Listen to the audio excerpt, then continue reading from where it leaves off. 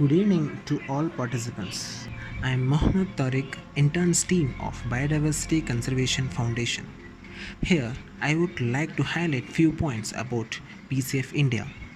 BCF India is a non-profit organization based on Tamil Nadu, India. For more than a decade, we are involving various nature and wildlife conservation projects and plantation activities. We commit ourselves to the conservation of wildlife and natural resources, and with our wide research team, we are contributing various research activities from the Gulf of Mannar to the Himalayas and exploring the diverse ecosystem across the country. We are strongly involving in educating young minds towards nature conservation and create awareness among people to live in harmony with nature. During this COVID 19, we were planning to create a virtual platform for sharing knowledge from internationally prominent scientists to the young generations and common people across the globe. So, we have initiated this international webinars, which is one of the successful virtual seminar platform of the country now. On the behalf of BCF India, I am glad to welcome you all for today's international webinars in the topic of conservation projects, impacts and perspectives by the eminent speaker, scientist, Mrs. Geetha Ortac. Now, I would like to call one of our interns team member to introduce about today's speaker. Thank you all. Good evening to all. On behalf of BCF India, I, Marina Johnson, intern of BCF, privileged in introducing our today's speaker, Ms. Geetha Ortac, Director and Founder, Project Checkpoint, Project Management and Evaluation Coaching and Training, Sydney, Australia. In 2013, she completed her master's degree in Wildlife Health and Population Management. She is currently undertaking a Master's of Evaluation. Ms. Geetha is a globally certified project management professional who has extensive experience in supporting citizen science and conservation projects. She has dedicated her life in a pursuit of learning and discovering the power of project management to help maximize success for the community, wildlife, and the environment for the last 8 years. Most recently, Geetha worked on a number of citizen science projects, the Saving Your Species program in New South Wales, Australia. The Saving Your Species program is a $100 million threatened species conservation initiative focused within the state of New South Wales in Australia. In a few weeks, she will be rejoining the Saving Your Species program in pursuit of completing more project work. After moving on from the Saving a Species program, Ms. Geetha has established herself as a project management and evaluation coach and training through her consultancy Project Checkpoint. She provides crucial training to environmental and conservation practitioners from around the world to enhance their project management and evaluation capacity. In addition to this, she also acts as a project management and grants advisor to the Threatened Species Conservancy based in Victoria, Australia. She has a particular interest in rescuing failing or poor plant projects. In recent years, she has added evaluation capacity to her growing portfolio. She has worked on and assisted a range of projects that supported threatened species conservation and community efforts. She has worked in both not-for-profit and state government organizations and has relentlessly pushed forward to change the way project stakeholders are managed and engaged. In recognition of this, in 2017, Ms. Geetha won the New South Wales Office of Environment and Heritage Chief Executive Award for Customer Service. In addition to project work, she has also worked in wildlife licensing with the National Parks and Wildlife Service in New South Wales, managing a team of 11. Some of her past projects included training landowners on how to use motion sensor cameras, that is, camera traps, to survey their private land, understanding the impact of people on urban wildlife, using digital platforms to engage the community to identify image from motion sensor cameras, and training the community to undertake monthly water quality testing. Ms. Geetha, acting as a member in many professional bodies, to highlight she is a member for the IUCN Commission on Education and Communications, Nature for All CEPA, the Australian Citizen Science Association, and the Project Management Institute in United States. In addition to this, she is a strong advocate for lifting and supporting women in conservation and young conservationists, and she does this through her informal mentoring. Geetha firmly believes that it is incredibly crucial to protect the future of conservation, and empowering women and the younger generation is key. During this COVID-19, BCF extended the platform in connecting the eminent professionals, stakeholders, students, and public on this international webinar.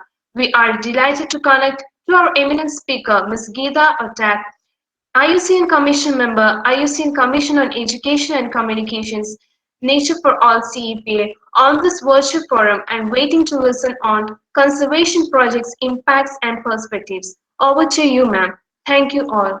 Thank you so much for having me, and I'm really encouraged to see so many people here coming to listen to what I have to say. And today we are going to have a really sort of a learning journey together as I share many insights and perspectives that I have uncovered over the years of my career as a project manager. So this is all about a discussion about conservation impacts and perspectives in the view of project management. And thank you so much for this wonderful introduction. I felt really welcomed, and it's really wonderful to be here as a speaker. As you can see, I am a very passionate project manager and evaluator, and anyone who speaks with me and gets to know me, this is something that often comes through. So some people even think that I'm just so passionate about it that, this is pretty much like, you'll just see my eyes light up and things that I talk about this. So as from the description about what I have done and stuff so far, I do wear many hats, and that's just part of learning and growing and really trying to make sure that you are evolving as a project manager. This is something which is very important that I would encourage any young people who are attending right now, or, to be honest, at any stage of your career. So it has been an incredible journey for me as a person. So before I start my presentation today, I would really love to thank Bcf-India and particularly Dr. Kumar for this opportunity, which I appreciate very, very much. And absolutely to everyone here for coming along and staying with me for this presentation. So to begin with, this is a very important question. Like, why is project management important for achieving conservation impact? I think it's no secret that, for years now, the work is growing. We have so much to do, but we are constantly moving towards a system where we have very little to support the very many things that we have to do. And being a project management coach and trainer, I have this privilege of meeting people from all around the world, collecting stories and perspectives about their pain points and what is not going right in projects. And over the years, I've found that very few people have formal project management training. Sometimes a lot of us are actually using it in our day-to-day work, but not necessarily even know that we are using it in action. And this is a bit difficult if you think about the little resources that we're working on, and we're working towards such tight deadlines and species to save. So project management as a tool is there and it's so accessible and could really change the face of how we drive towards conservation success and actually maximize the impact for ourselves. And training and a lack of skills should never be a situation where it stops us from achieving greater success for the wildlife and environment that we love so much. This is one of the reasons why I am so driven and such an advocate for project management. I have seen epic failures from the failure of really applying project management effectively, but I've also seen some amazing success where it has come up from using project management successfully. So why have I decided to present this topic today? When I speak to a lot of people, I'm naturally a very curious person. And one of the biggest beautiful thing is to always learn and understand how people are managing their projects, designing their projects, and how are they actually implementing and monitoring their projects. So in pursuit of this, I have collected many, many stories and many, many pain points, as I mentioned earlier. So today I am extremely keen to share that and bring you into my world and share the insights so that if you are someone who is managing a project or will be managing a project in the future, that somehow you'll remember the insights that I've shared today and inspire you when you do hear those things. You can walk away thinking, you know what, there is something in project management that could have helped that situation. So if project management can give us the opportunity to do things better, bring structure, perhaps even really make sure that we maximize and make the best use of whatever little resources that we have. My question is, why aren't we speaking about this a little bit more? So this is why I think project management is very important for achieving conservation impact amongst many other things. Obviously, we have to acknowledge that. So my presentation is going to happen in 3 parts. I'm going to start by sharing some insights and perspective from the citizen science and conservation practitioners that I've dealt with and encountered and know personally from all over the world. You will also get to hear some of these perspectives are my own failures as a project manager when I started. So I'm not perfect, and I'm really okay about that. I think sharing what you have done wrongly makes it a really powerful way of learning from your mistakes. So through these insights and perspectives, what I really want you to take away is be more aware and be exposed to the different types of barriers that stops us from achieving better success with our conservation or citizen science projects. And what are some of the factors that are so common, and you hear it all the time, that has the potential to disrupt project impact. The second part of my presentation today, I'm going to give you a brief overview of this fantastic article that was published in November last year. It's by mongabe.com.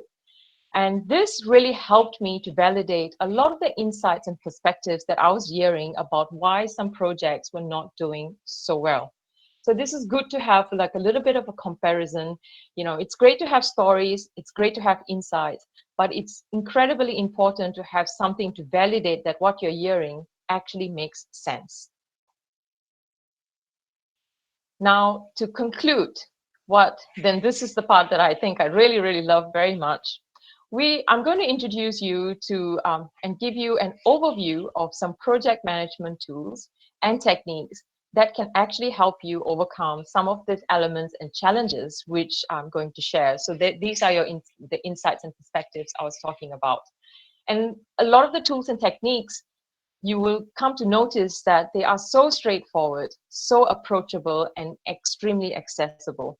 And a couple of the things that I'm going to talk about today are also things that are not widely used, even though it has been there for a while.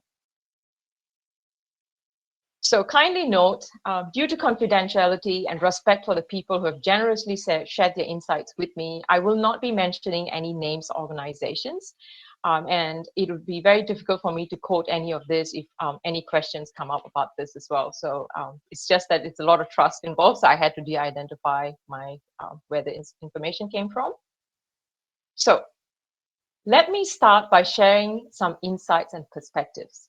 So these were captured from, not just from perspective of other conservationists from around the world, but they're also some of my own failures, which really helped me learn and grow very much as a project manager.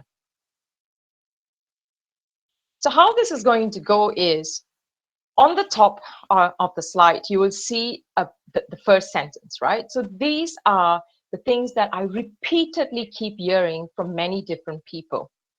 So as I mentioned before, I am a very curious person. And as a project manager, I cannot help myself but ask people some questions. Why I've included this in my presentation is I really want to encourage you, if you are at your university or you're at your organization and you're working with some other conservation organizations, when you come across this insight, when someone is sharing something like this, I want to inspire you to ask some questions too. And what I've shared here are real scenarios and real questions, because I'm really curious. Because where this is all leading is, it's always my curiosity about why wasn't project management used? Like, was there any sort of like inclination or thoughts about this? So the first insight is poor systems in place to capture lessons learned and changes. So this was a common thing that I kept finding. Every project is unique, and it has so many things that will hit you, and challenges that you deal with, new perspectives, new things, new ways to do things. So you will be constantly learning and changing a project, right? But all these things, if it's not done with a system and it's not captured, you really are missing out on an incredible opportunity to learn and pass on the learning to make your next project better.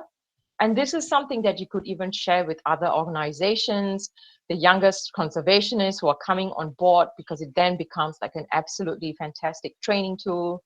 So when I come across situations where I can clearly see that people have not really been keeping records of what sort of learnings that they have come across in their projects, or changes are just very loose, right? They want to make a change to the project, it's not documented anywhere.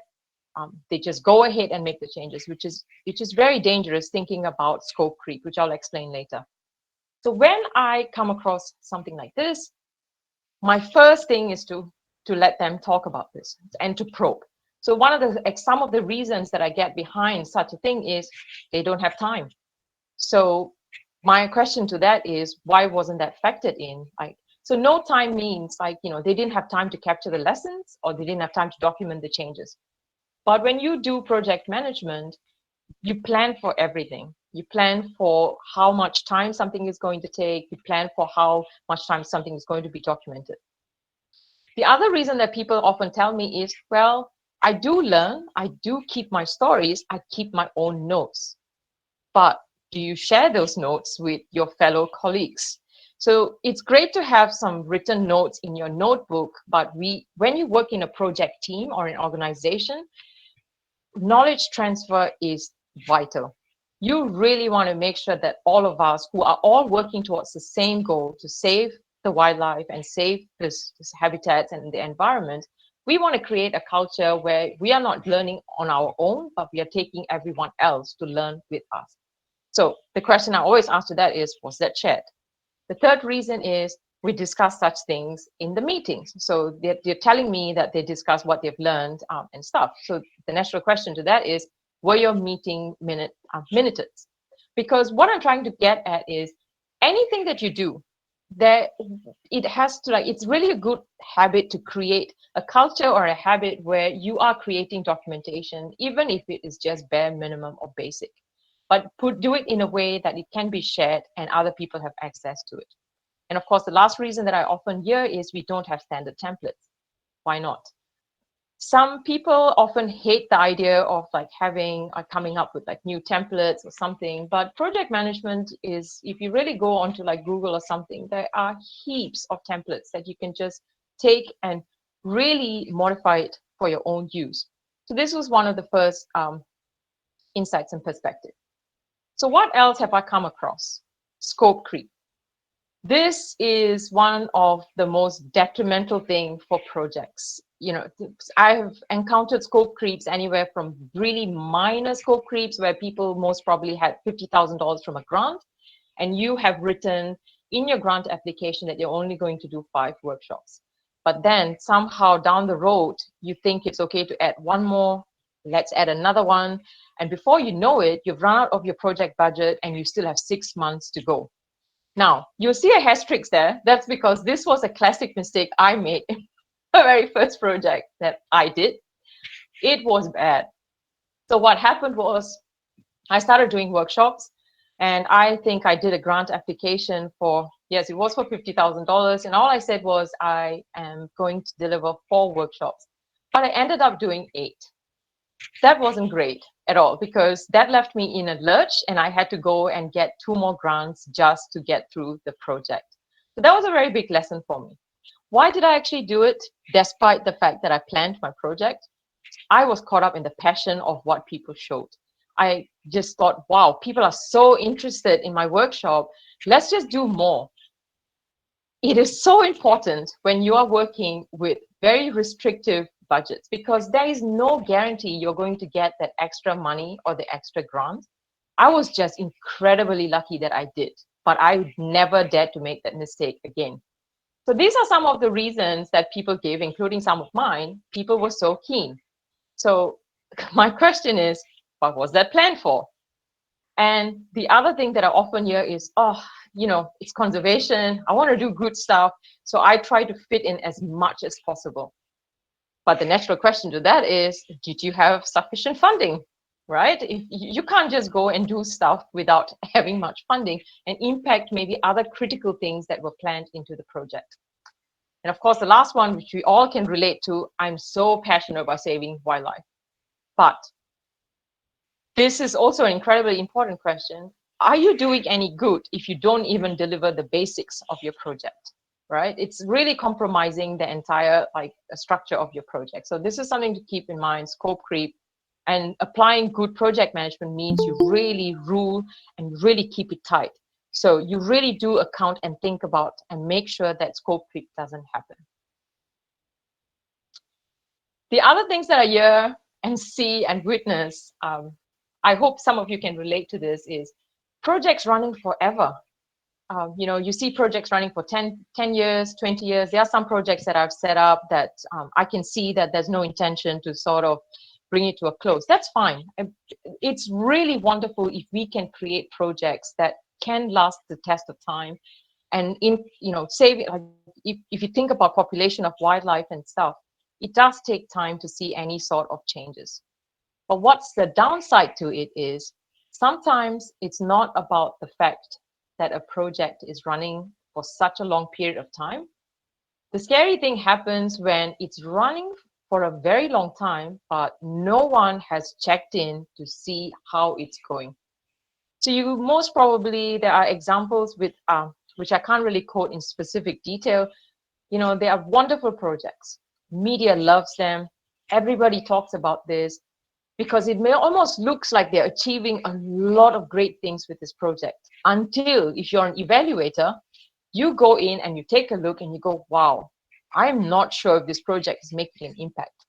So this is really dangerous because we are working towards to really changing something and making things better for things that we are so passionate and in love with.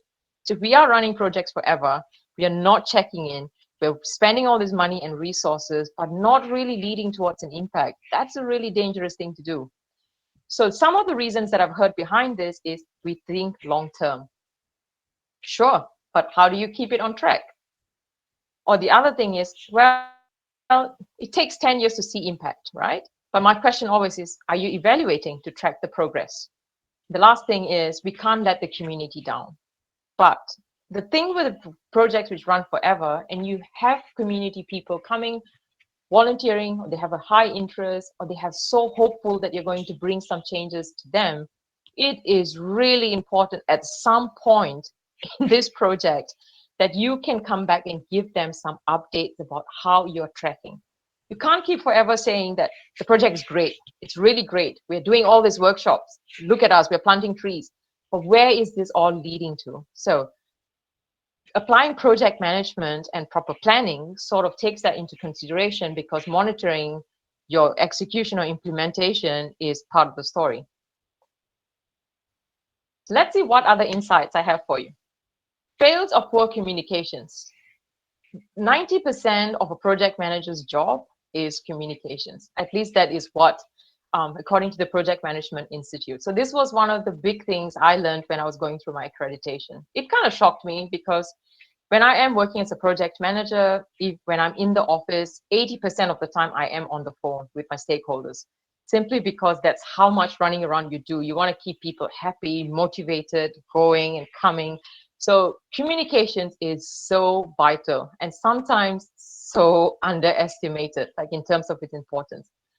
So when I talk about poor or failed communications, not just with stakeholders, it's just even within the project team. I've seen examples where one person does not know what the other person is doing, but they're all sitting in the same office, right? And if you have volunteers, it's just as important. just because they're passionate and come along for your project, they want to contribute the time, we need to keep them engaged as well. So communications is really, really important. So then you have people who have no planning for communications, and they have this thing like, oh my goodness, the response rates have dropped significantly. So what does that mean? Like they're sending emails to the stakeholders, nobody's replying. They're sending emails to the volunteers, no one is replying as well. So they're sitting down wondering, oh goodness, what went wrong?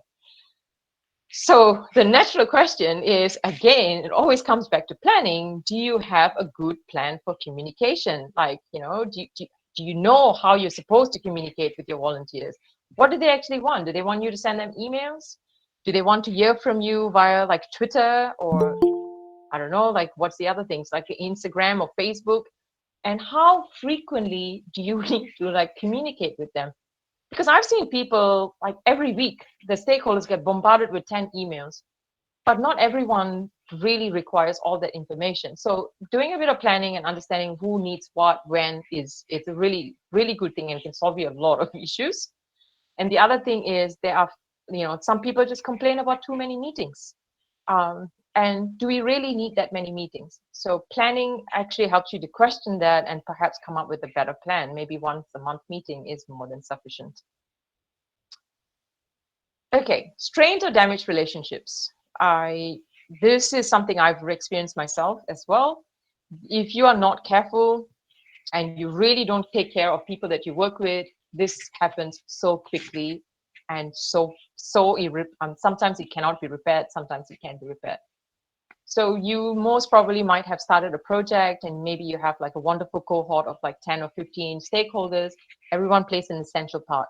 They're all playing an essential part. You want to really make that extra effort to make sure that everyone is happy, they're informed in the way that they really want to.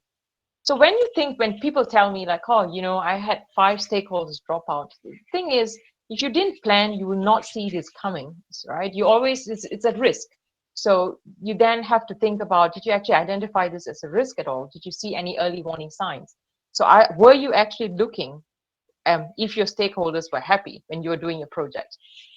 The other thing is communication breaks down. Communication could break down between you and your project team, or you and your stakeholders again, or your volunteers. So just because something broken down, it's sometimes I find people just run away from things which are difficult. But the project management training actually it actually makes sure that you run towards and deal with the difficult situations. So this was a surprise when I trained people. They often ask me, Geetha, how do you deal with difficult people? Do you sort of just kind of take a back step, or do you deal with them head on? I deal with them head on. And it's not by being rude or unprofessional. It's actually through kindness, professionalism, and empathy, and emotional intelligence. So this is really important. So communication, stakeholder dropouts, it's like you need to be so aware when you're a project manager and you're in the project. Now, lack of clear project direction or goals or direction remains static over years. I often find that people think just because it's project management, people have this idea that it's traditional because most of us use a thing called waterfall. This is the oldest project management method or that approach there is. They think that once you do a project management plan, the direction of your project is set in stone. I can tell you for a fact that project management is not boring. It is not static. It evolves, and it's evolving for many, many years now. When I was 19, when I first did my project management training, it's so different right now. So that's the thing that we need to keep in mind. Just because you've done a project management plan, first of all, we need to make sure we look at it throughout the project, because obviously we shouldn't, if you have done so much effort for a plan, it'll be horrible if you never ever look at it. So looking at it. And this is the thing people always say, hey, we planned before we started. Don't we need to stick to our plan? That's fine. But do you check in? If your project is 2 years in length and you have a project plan, it is incredibly important that at least every 3 months or 6 months or even once a year, you track the progress and make sure that everything is functioning as it is and it is going according to your plan. So what happens if it doesn't go according to the plan? You change your plan. You make sure that you have a discussion with all your project team and your stakeholders, and you make sure that you bring it back in line. And the other thing that I hear very, very often is, my goodness, my project plan is so bulky. It has about 125 pages. I don't really want to look at it. So the question to that is, how was it actually developed? Sometimes I find people just, they get a template, they don't question it, they do it by themselves, whereas they're surrounded by amazing experts who have done all sorts of project work. So sometimes not everything in a template is needed, but by consulting and asking people and looking at what other people have done could most probably help you do it a little bit better. Poor knowledge transfer within teams and organization. I think I've touched about this in other perspectives as well. So common complaints about that is senior staff members have no time to share their experience or expertise. So this all comes back to the lessons learned as well. How are you capturing them? If people have no time to talk to you and tell you what to do, that's why documentation becomes so much more important. Even if you hear them in meetings and stuff, if they have no time to sit down and write it out for you, you make the effort to write it or assign someone in the project team and give them that responsibility of capturing the lessons learned in the project. Again, it comes back down to like using project management, creating systems. The bigger your project, the more systems should be considered. And then you often have the other classic problem. I have started a project only to realize that 3 doors down, someone else is actually doing the exact same thing to you. So then the other complaint is like, goodness, I had no idea that someone else was doing the same project as me. So this issue particularly comes because a lot of us don't spend enough time to do a little bit more prior or pre-planning before we do detailed planning, which I'll talk about this in a little bit.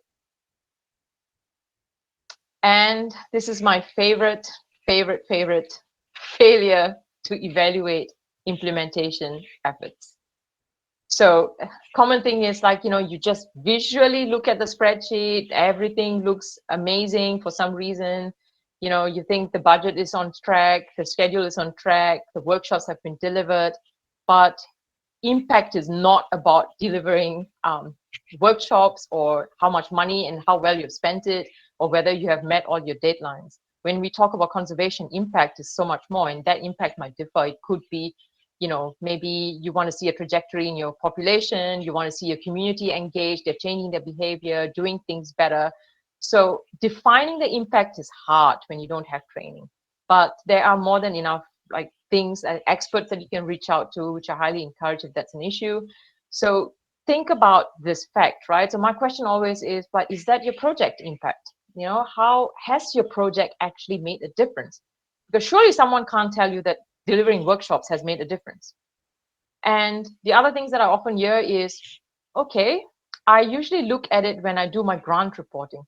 So your project could be running for 3 years, completely off track, and you wait for 3 years to realize that you have not met any of the deliverables that the grant money was provided for. Now, that's not a good situation to be in. So these are the common things that I often hear and people really struggle with. So it was really fantastic for me to have all these insights and perspectives. And trust me, I treasure that, because that just makes me a better trainer and coach, because I understand that these are the things that people are struggling with. And often, I don't really like to use the word failure in terms of people, but yeah, I'm comfortable using it in project. But these are some of the things that pose barriers to our success as a project manager or officer or an organization. So I talked about this earlier, right? So having all these perspectives and stuff made me feel very good. But being a scientist, I really want to know that, goodness, okay, is there some other research out there which adds sort of a value to what I have uncovered? So I was really excited when Mongabe published this article. I think, yeah, as I said, it's actually in October. what they did was to bring a little bit more spotlight on the fact that a lot of us were not really discussing project failures in terms of conservation project failures. So in that article, they went on and yes, this is the one. I'll just keep it here for a while. If any one of you want to just take it down and check it out, you can just easily Google this. So this fantastic article it really talked about and highlighted some very common factors that was causing conservation project failures. It is based on this paper here. I highly encourage you to look for this.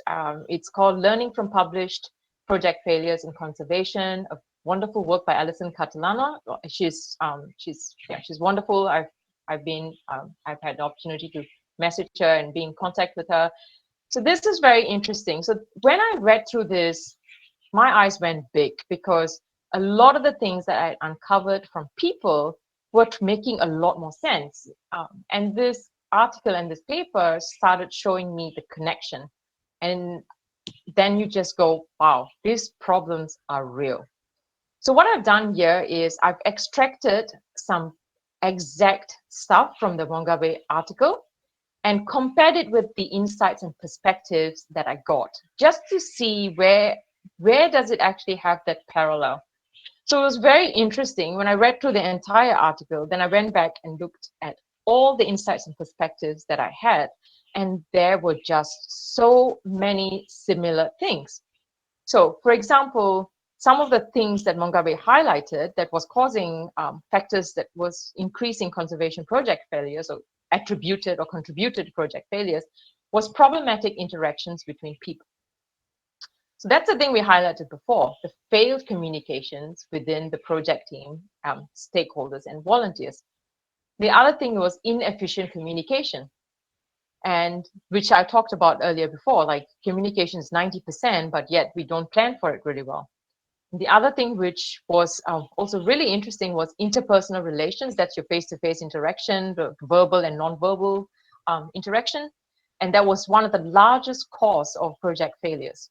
So some of the insights that I shared with you was people telling me that they often experience strained or damaged relationships. So, it is happening. So these are some other insights. I've got a few more slides on this. So people who actually do active conservation work don't have the skills and training to document the program, its impacts, critical thinking, and evaluation. Now, coming back to the insights that we just got from other people, so that was thing about failure to evaluate implementation efforts and the projects running forever with no checkpoints, no check-ins, no evaluation. So, and I have no idea how people report on impacts that way. So that gave me hope. It kind of gave me assurance, like, wow, okay, we're onto something here. This is fantastic. But it's also a bit worrying to know that a lot of us don't have project management training. That's okay. That's what this whole presentation is about. I really want to hope that you will feel really inspired after this to pursue some project management training.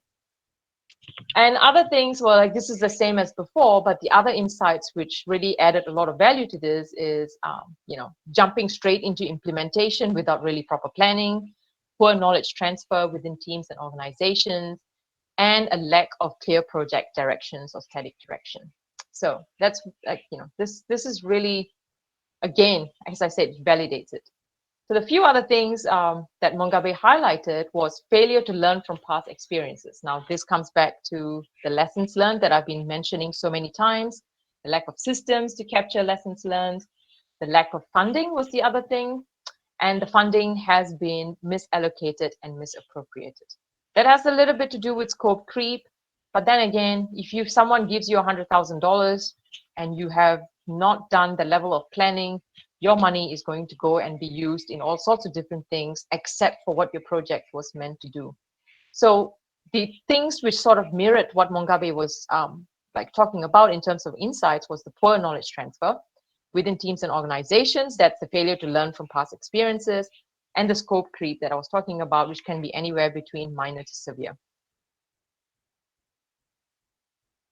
Now, what I did was In a moment of contemplation, I looked at what Mongabe had to say, and I reflected back on all these amazing insights and perspectives that I have gathered.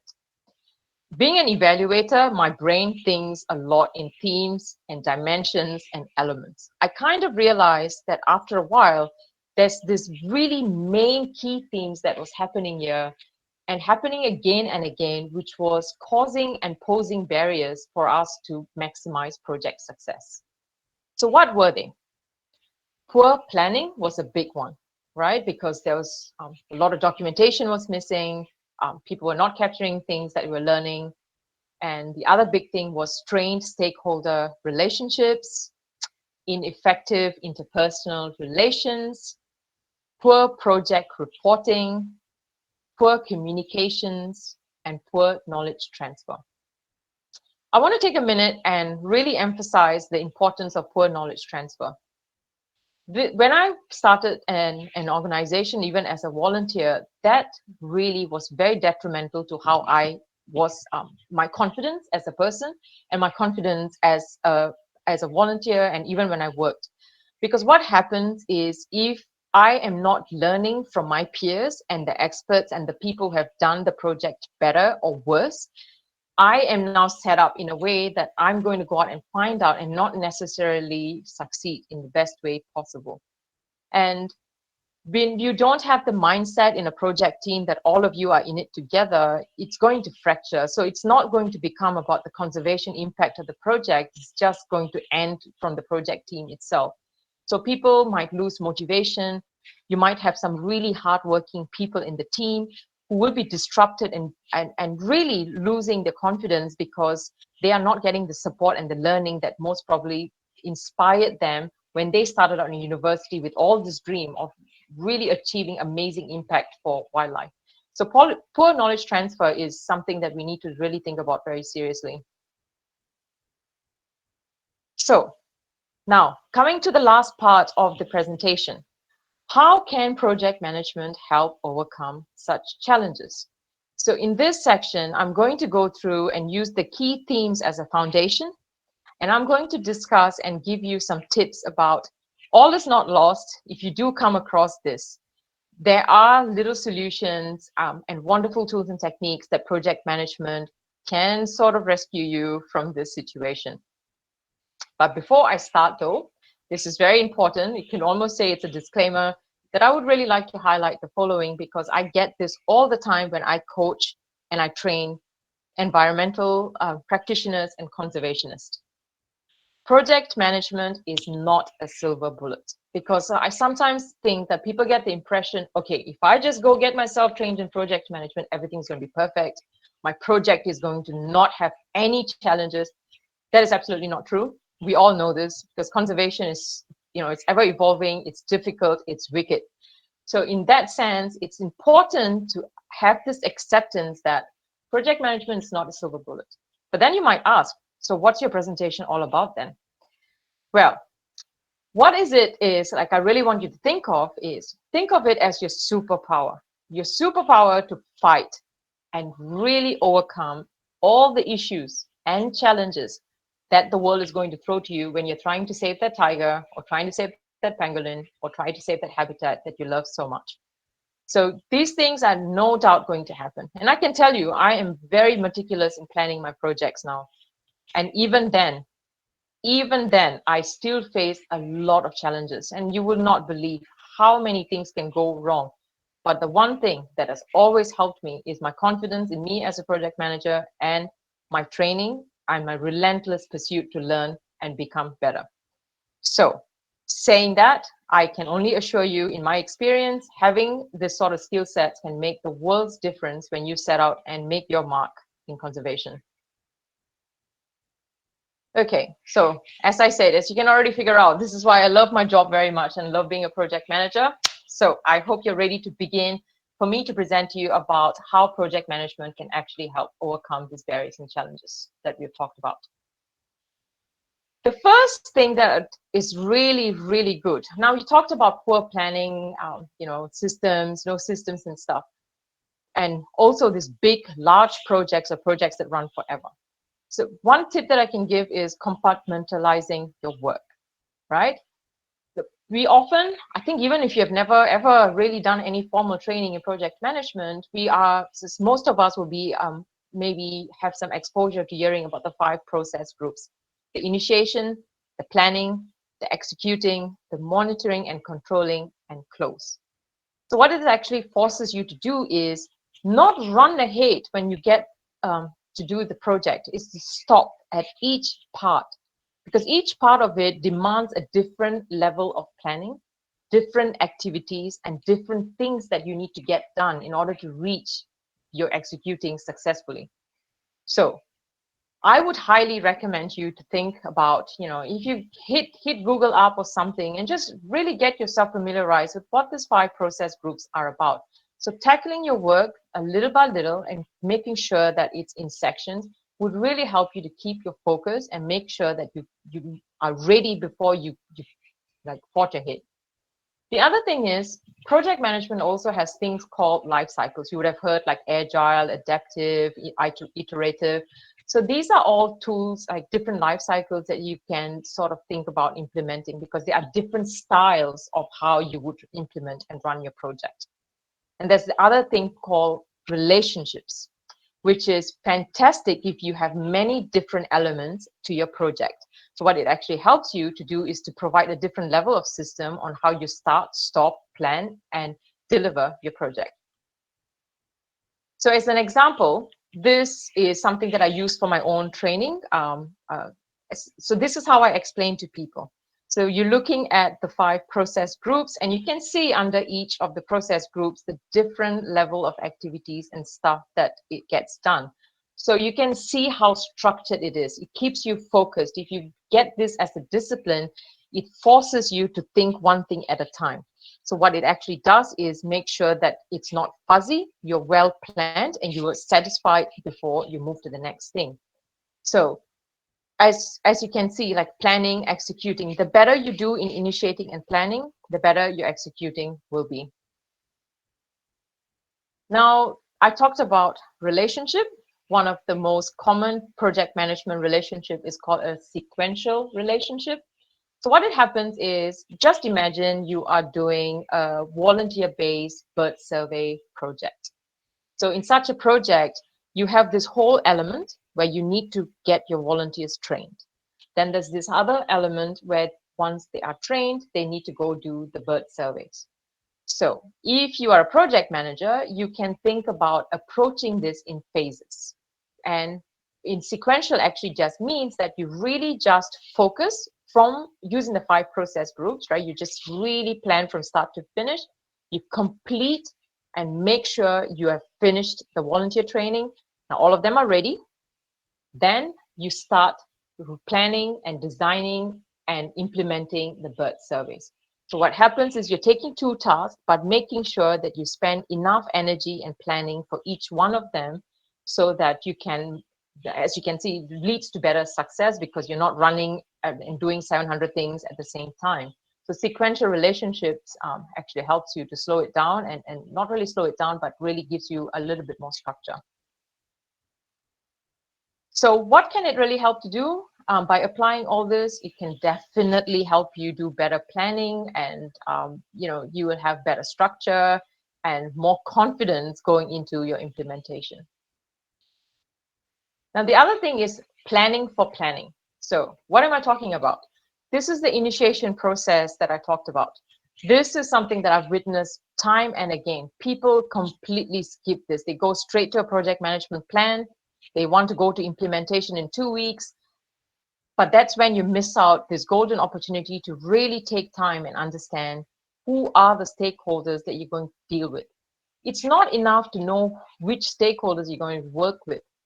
Project management actually forces you to make, it's not just identification, but you analyze, you understand how they work, what they want, and how do you actually align with each other, not just with professional objectives and goals, it's also their personal values.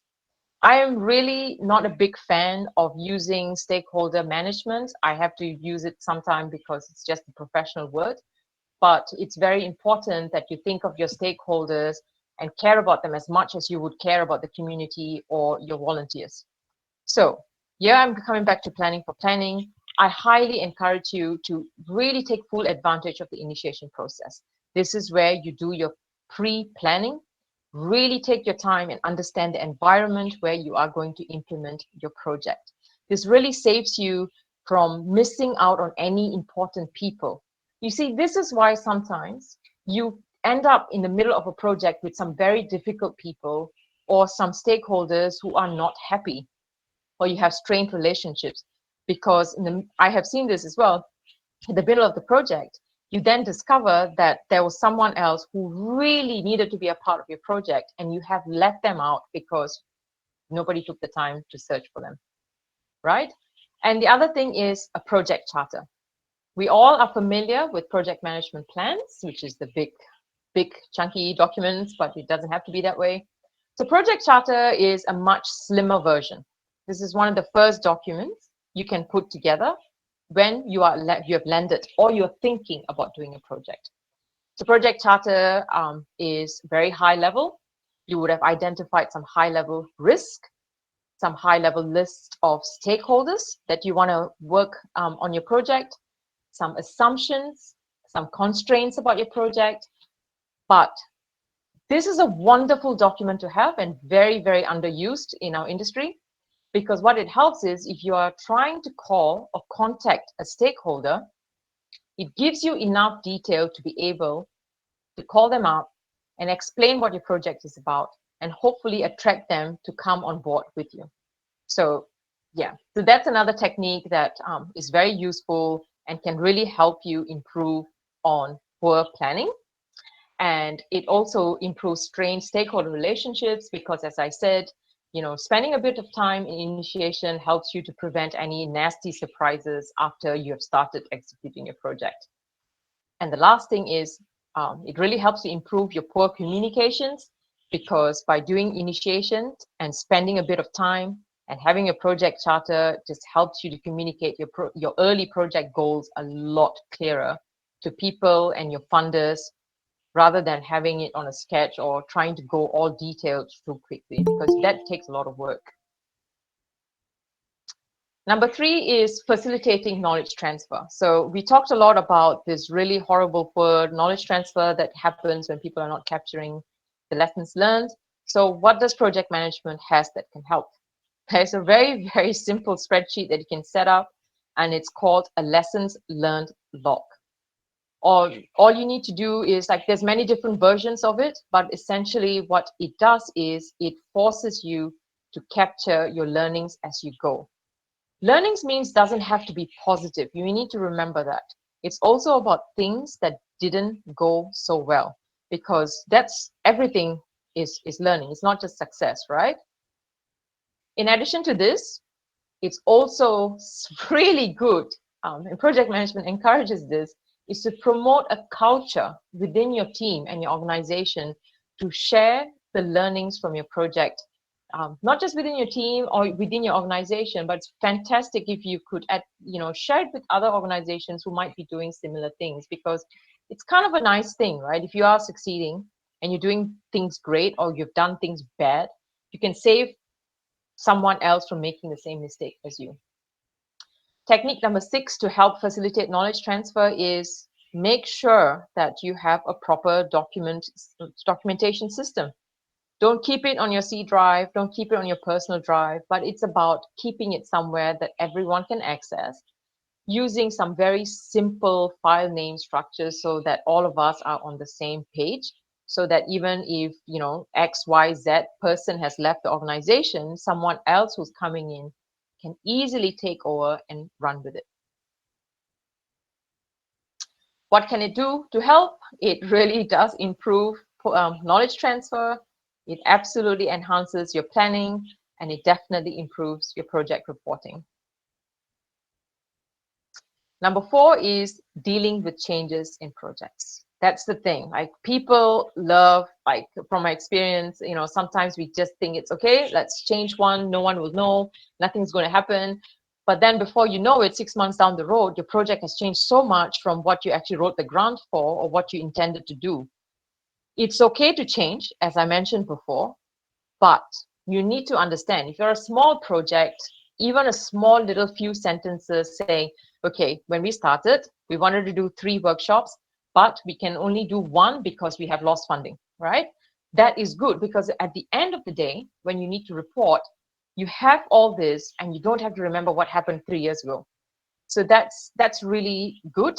But if you have a really large project which is above $150,000, it's high profile, and it's a lot of people involved, it's even worth thinking about setting up a small committee where they really strictly control all the changes to your project. So which means no change will be made to the project unless it has been supported by evidence.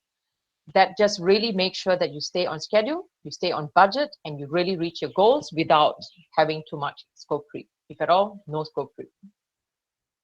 So what does this actually do and help? It really helps with knowledge transfer. It improves planning. It absolutely improves your project reporting. And it also improves your interpersonal relations because there's a lot more transparency because you're documenting stuff and you understand what has happened to the project. Number 5, we are almost getting there. Knowing when and how to communicate. I cannot emphasize this enough. This is incredibly a simple solution, but it's a solution which is very rarely used because we sometimes assume that all stakeholders need to know everything, but different stakeholders have different levels of power, different interest in your project. So not everyone needs to come to all your meetings. Not everyone needs to have all the emails. So it's being selective and it's being choosing the right frequency, the right way to communicate with certain stakeholders and your volunteers or even your project team. So project management has some very nice simple tools and matrices that you can use. And it also forces you to look at a thing called communication model, which I'll explain in a minute. And the other technique that project management has and can really dramatically improve the way you communicate with your stakeholders is to create a stakeholder register. This is where you are forced to analyze and understand your stakeholders. So instead of saying, great, I have 10 people, they're going to give me that much resources and stuff, but this is really understanding how they operate as a person as well. So you understand their mannerisms, their characteristics. Are they supportive towards your project? Do they hate what you're doing? If they do you need to make more of an effort to actually help them understand or come on board your project? So stakeholder register sometimes can be very confidential. It can be just limited to the project team. It really depends on what you want to put in there. There's a thing called classification. If you do use that, that just means you're classifying your stakeholder that someone is being supportive or resistant. And if you do something like that, you want to keep it confidential. But nevertheless, this is a fantastic thing to use in project management, which is out there that could really improve the way you deal with your stakeholders. So this is what I meant by communication model. This is a very simple thing that project management managers go through the training. It's basically like, we all send emails, often mindlessly. I do that. So we can send it in the morning or afternoon, but we often never think about the emotions that goes into it. We sometimes have a really, really important question to ask a stakeholder. But if you had done your work, you most probably may have come across that Monday mornings are really bad for them. So what happens if you have that information? So Monday morning, if you want them to take a look at something very important, that is not the time I'll be sending the email to my stakeholder. So this model, when you actually look at it, it's about using this and understanding that just because you send an email with a happy emotion doesn't mean that your stakeholder is in the exact frame of mind as you and is going to respond in the best way possible. So this really helps when you are getting some really horrible responses back from other people. Because sometimes it's not personal at all. It's just that, life happens, things go wrong, people have other commitments. So having this helps you really sort of stop for a moment and think, okay, there are other factors here that I need to consider when I am emailing. So This is what I meant. There are so many interesting tools and techniques that project management just helps you to look at things differently. So what can actually this do? It really significantly can help better stakeholder relationships, improve your poor communications, and definitely make an impact on interpersonal relations. Number 6 is improving costing and scheduling. If anyone is struggling in this section, I really highly encourage you. One of the best techniques that I love using is a work breakdown structure. It really brings a lot of detail and helps you to think in a compartment or little units. And it really does improve the way you cost and allocate time for certain tasks. The other thing is, it's so underused. Again, I need to emphasize, which is a perfect technique in project management, is leaning in on the experts that are around you. There are so many brilliant people that we work with on a daily basis. It's really to tap them up and ask for some advice. They don't need to be project managers. They could be scientists, they could be researchers, they could be academics. It doesn't matter. But they will have different perspectives, and bringing different perspectives to your project is a beautiful thing in project management. And also having great documentation always helps to improve your costing and scheduling. So this is what I meant. This is how a work breakdown structure looks like. So it's always abbreviated. People often just call it WBS. So think about the main thing. So your deliverable is 20 bird surveys, right? So how do you go about making sure that this happens? So then I start my work breakdown structure. I start breaking them down into pieces. What's the first thing that I need to do? I can't just go out and survey for birds. I need to know where to go, right? So I'll identify some hotspots. Part of the little task that I'll do is, once I identify, I'll map them in GIS. Then I'll prepare my coordinates, ready to go out in the field. So the other big thing is preparing survey equipment, right? It's great to have coordinates, but you also need all the stuff to go out and do your surveys. So you prepare your full equipment list, you check, you replace broken equipment before you go out. But what I want you to pay attention to is the blue rectangles on the side. So now as you go on to each work package, you can see that, okay, that's the amount of time that I might need. These are the resources that I will need. So as you keep going one by one and doing this, in the end, you're going to end up with a much better estimation of your cost, time, and the sort of resources that you need. And again, what can it actually help you? It can help with poor planning and absolutely improve project reporting. Project reporting is so important for grants. Planning for risk. This is my pet hate because project risks are so poorly done. I used to copy and paste, which is definitely not a good thing because every project is very unique. This is something that, there's so many wonderful tools and things that it's really worth spending the time and making sure that you have this padded down. So one of the techniques is making sure that you develop a culture and lean in on all the lessons learned that you might be capturing. I'm hoping that if you do go down the path, and creating assumptions and constraints during your initiation phase. Assumptions and constraints have been there forever. It's a very simple process. You're just coming up like assumptions, like a list of things that you believe to be true about your project.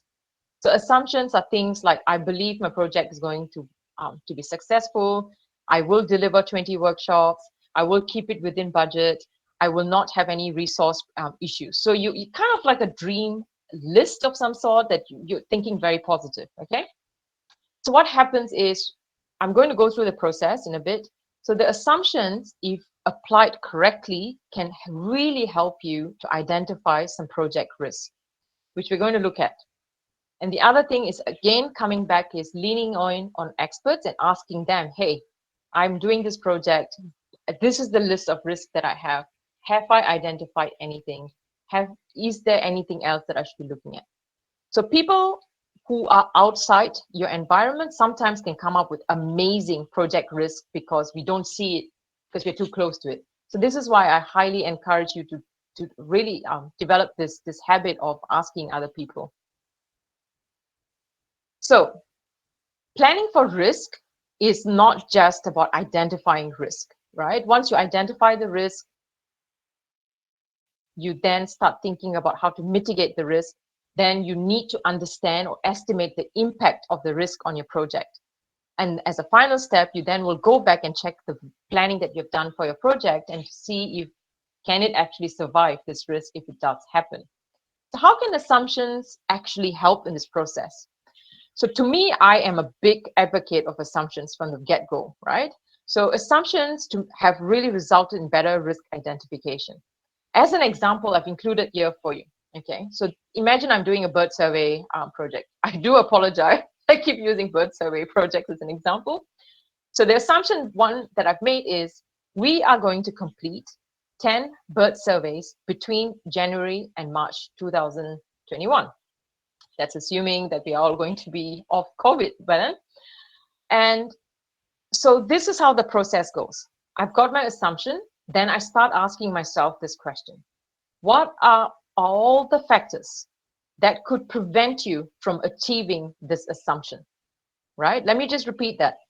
What are all the factors that could prevent you from achieving this, right? I'm now saying I can complete 10 bird surveys between January and March. But what could go wrong?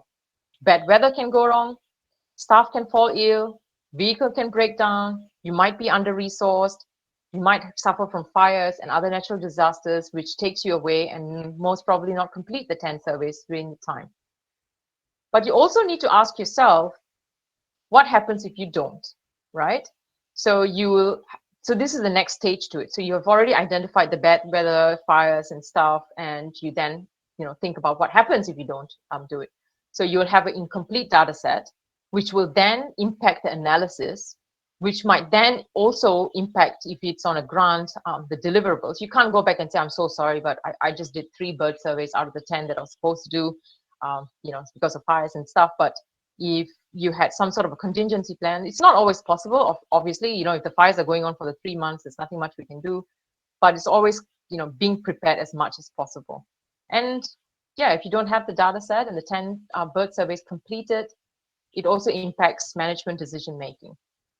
So what's so important about bad weather, people falling ill, vehicle breakdowns? So if you really look at them, it just makes sure that each and every one of them, to some degree, you can plan, right? Bad weather means you come up with more than 10 dates for surveys. Staff fall ill, you most probably will make sure that you have a risk mitigation to have a few others that can step in if this person is sick. Under-resourced, you'll just have to do better planning to make sure that you have better resourced. Fires and other natural disasters, you most probably have to accept the risk and not really do much about this, but at least it's documented and you're able to explain that when you are reporting. Okay, I'm just gonna go back. I do apologize.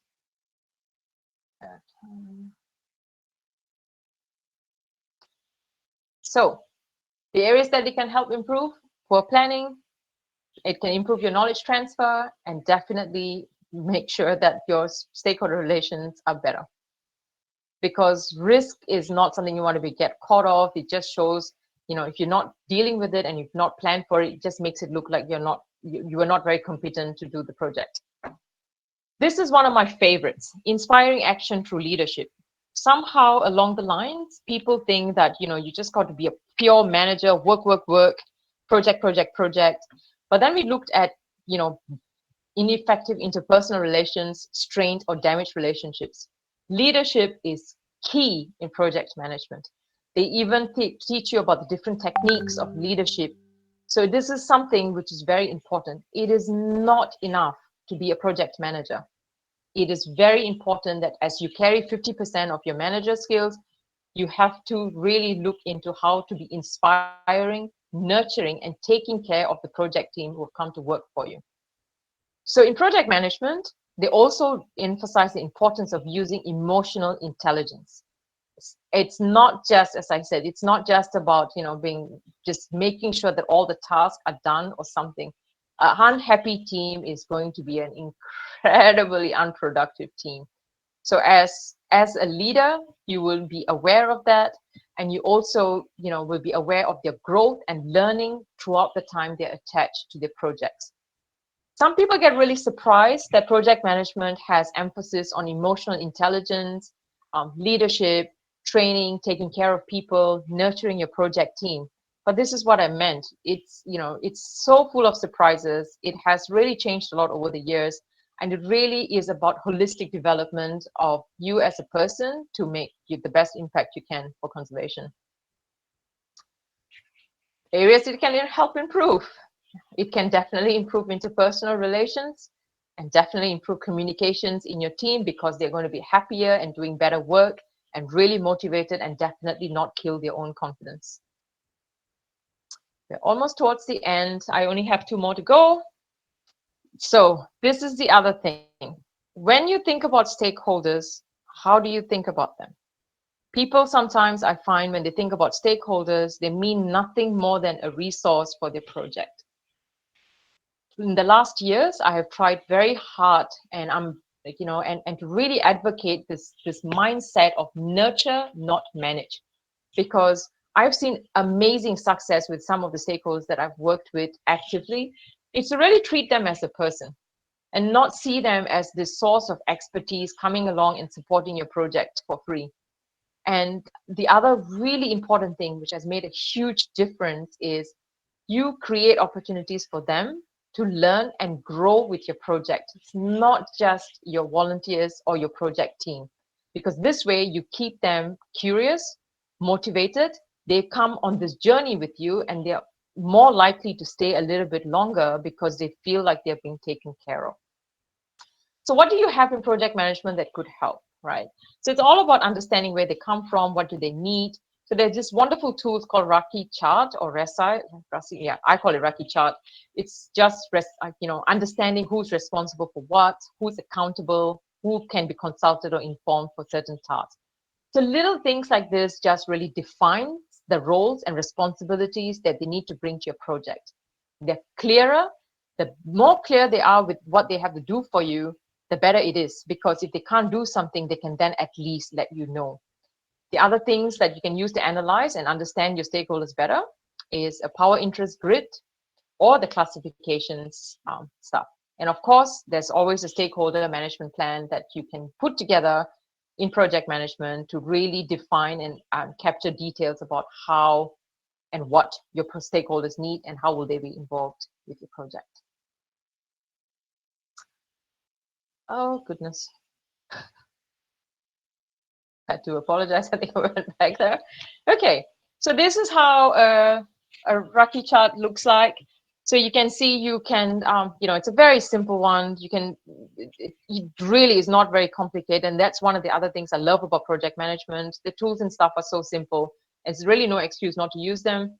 So you look at the left-hand side of the table, it's all about the deliverables that the project needs. And then on the top, you see all the different positions or the stakeholders that you will have in your project. Then you can start thinking, right? For this particular task, who needs to be consulted? Who's responsible for making sure it actually gets done? Who's accountable for it? And who just needs the information and doesn't need anything else to be things. So the right people get involved, and the other people get to rest in the background. So you're not making sure that you're really placing a lot of pressure on every single person in your team. And this is how a power interest grid looks like. So, this is a huge process on its own, which I'm not going to go into detail. But basically what it helps is you'll do a big analysis of your stakeholders. Then you'll start putting them into categories, like, if they have very high influence in power of your project, which means if, can they actually do something to close your project? But perhaps they, though they have high power, they don't really care very much about your project. So if they fall, if you look at this, they will go under like a keep satisfied. So what this actually really helps is it helps you to plan your communications with your stakeholders better. So again, it comes back to not one size fits all. I hope you can see that coming from this presentation. Even if it's like 10 stakeholders, you need to start sort of having that mindset that they are all different and they need different things from us. And taking that extra step and getting that right can make a lot of difference. So what can it really help with? It definitely, as you can see, the better communication and the more you can actually give them what they want. It helps with the, make sure that your relationships are better, improves the communication, and definitely improves the planning. Oops. Okay. I think that was the last of my my tech tools and techniques, and this pretty much concludes my presentation for today. I thank everybody who's still here, and thank you so much for showing up and listening to my presentation. I just really want you to know that I appreciate this very, very much. I hope you took something away from this. And I really, really hope that it inspired you to have positive conversations, not conservation, about the importance of project management for maximizing project and conservation impact. So thank you so much, everyone. Thanks for all participants. Even we can work anything like that in the field work as well as in the field of conservation like that. But we're not able to think where we are standing, whether we are doing right or not. Even self-analysis also we're not able to do sometimes. We're not able to think beyond the project also. Even the project management is one of the vital role. What are the aspects we have to think where we are standing, whether we are doing, even once passionate we started to work, we doesn't know anything about whether we have a sufficient fund with us or else how long we can run our institute or else our organizations or else this project is going to maybe within 6 months or else within a year or a couple of years. After that, whether we have any subsequent plan or else maybe what are the findings we have get from the project, whether can sustainably retain the next 2 more years or 3 more years likewise. So these are the aspects we have to address. That's why you did a wonderful job. Thank you so much, Geetha. Thank you, Dr. Kumarguru. I really appreciate this because I think, everything that I shared was really things that came from my heart, and I'm very passionate about it. And I'm very inspired to help because I think we no longer stand in a position where project management is enough. It has to be really a drive where project managers have to think about evaluation as well. And that's why, one of the biggest things that I would encourage people to do is it's not about the length of your project, but think about putting in little checkpoints. This is why my consultancy is named Project Checkpoint. It's the whole importance of stopping and checking consistently. And the minimum that you can do is to stop every 3 months and just have a quick look, like, am I on track? And if anything is off track, you can nip it in the bud and make sure that you correct it as fast as possible before reaching 3 years and realizing that, my goodness, I've not really done what I was supposed to do. So that's why I hope, and I'm really glad to hear, I can see from the comments and stuff, I think a lot of people feel very inspired by the presentation today. I can't ask for more because I just want to share my love about this with everybody who listen to me. So yes, thank you so much for having me. I really appreciate this very much. Thank you.